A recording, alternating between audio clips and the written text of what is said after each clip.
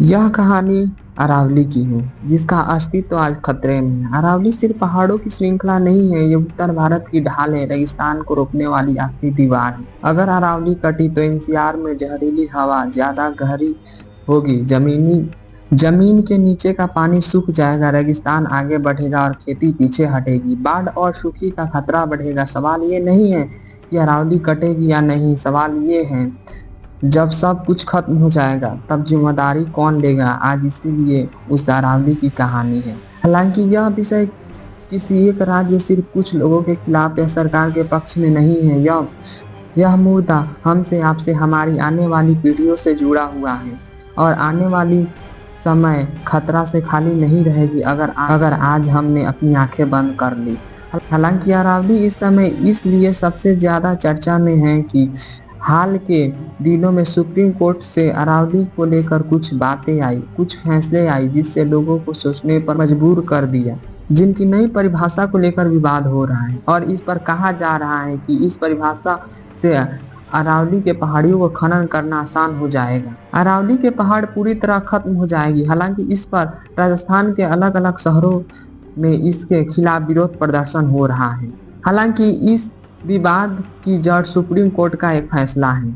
इसमें यह लिखा है कि अगर किसी एक या उससे ज्यादा पहाड़ों की ऊंचाई 100 मीटर से ज्यादा है तो ऐसे मामलों में 500 मीटर के पूरे इलाकों को अरावली रेंज माना जाएगा। इसका मतलब, हालांकि इस पर उनका कहना है कि इस नई परिभाषा के कारण बहुत सारे अरावली पहाड़ों को पहाड़ ही नहीं माना जाएगा, इसमें बेहिसाब खनन शुरू हो जाएगा। बहुत सारे पहाड़ों को पहाड़ ही नहीं माना जाएगा, इसमें बेहिसाब खनन शुरू हो जाएगा, क्योंकि इस परिभाषा की वजह से अरावली के 90% पहाड़ खत्म हो जाएंगे। अक्टूबर 2024 में फॉरेस्ट सर्विस ऑफ इंडिया की एक रिपोर्ट आई थी, जिसमें यह कहा गया था कि राजस्थान के कुल 9 जिलों में अरावली के 12,081 पहाड़ हैं, जिसमें से सिर्फ 1,048 पहाड़ ऐसे हैं जिनकी ऊंचाई 100 मीटर से ज़्यादा है, जिससे यह पता चलता है कि अकेले राजस्थान में अरावली के 90% से ज़्यादा पहाड़ों की ऊंचाई 100 मीटर से कम है। अब इन नई परिभाषा के कारण यह सारे पहाड़ खतरे में आ सकती हैं। इसी सारे बात को देखते हुए फॉरेस्ट सर्वे ऑफ इंडिया ने पिछले साल अपनी रिपोर्ट में एक सुझाव दिया और वो सुझाव यह था कि 100 मीटर की जगह 30 मीटर कर देनी चाहिए, लेकिन केंद्रीय पर्यावरण मंत्रालय फरमाइश से इसे 100 मीटर कर दिया गया और आज इसी बात को लेकर विवाद है। अरावली की पहाड़ गुजरात के पालनपुर से शुरू होता है और राजस्थान हरियाणा होते हुए दिल्ली तक जाते हैं। ये पूरा रास्ता अरावली पर्वत श्रृंखला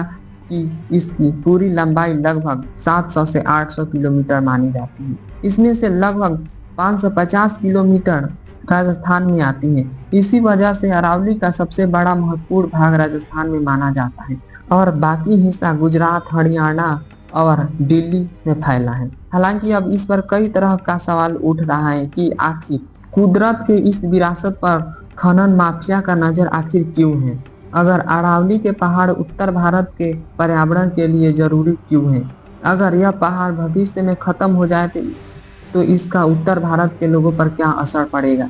दरअसल अरावली के पहाड़ सिर्फ पत्थरों का ढेर नहीं है। इन पहाड़ों के भीतर छिपा करोड़ों की कीमत वाला खनिज खजाना, मार्बल, ग्रेनाइट, क्वार्ट्ज, फ्लसफर और निर्माण में इस्तेमाल होने वाली स्टोन, यही खनिज माफिया के लिए सबसे बड़ा आकर्षण बन गया है। सवाल साफ है, अगर अरावली नहीं बची तो हवा, पानी और जीवन कैसे बचेगा? कैमरे के सामने उठता ये सवाल अब जवाब मांगता है, क्योंकि अरावली सिर्फ पहाड़ नहीं, हमारे भविष्य की ढाल है। हालांकि इस पर दूसरा सवाल यह है कि अरावली की पहाड़ उत्तर भारत के पर्यावरण के लिए इतनी जरूरी क्यों है? अगर अरावली की पहाड़ खत्म होती है तो राजस्थान के रेगिस्तानी इलाके का विस्तार हो सकता है और ये रेगिस्तान आपके शहर तक पहुंच सकता है।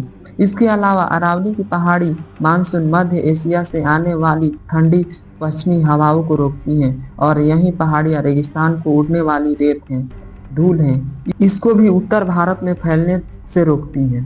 जिससे यह पता चलता है कि अगर अरावली बचेगी तो पानी बचेगा, हवा बचेगी और उत्तर भारत बचेगा। लेकिन अगर अरावली खत्म हुई तो असर सिर्फ पहाड़ों पर नहीं, हमारी जिंदगी पर पड़ेगी। इसीलिए अगर यह पहाड़ियां नहीं रही तो पूरा उत्तर भारत परेशानी में घिर जाएगा। कैसे अरावली पर्वत थार रेगिस्तान को उत्तर भारत की तरफ बढ़ाने से रोकती है। अगर ये पहाड़ियाँ खत्म हुई तो राजस्थान की रेत हरियाणा, दिल्ली और पश्चिमी यूपी तक फैल सकती है, जिससे मरुस्थलीय बंजर जमीन और खेती का संकट।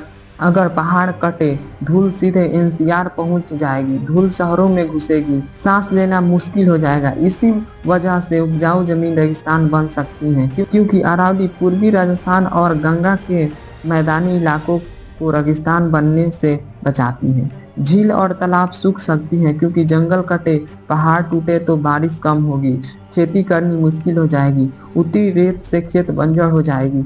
अरावली गर्म हवाओं को रोकती हैं, अगर यह टूटती हैं तो सीधे तौर पर हम परेशान होंगे। अगर इन पहाड़ों को काटा जाएगा तो भूजल सूख जाएगा, धूल भरी आंधियां शहरों को निगल लेगी, गर्मी रिकॉर्ड तोड़ेगी और खेती बर्बाद हो जाएगी।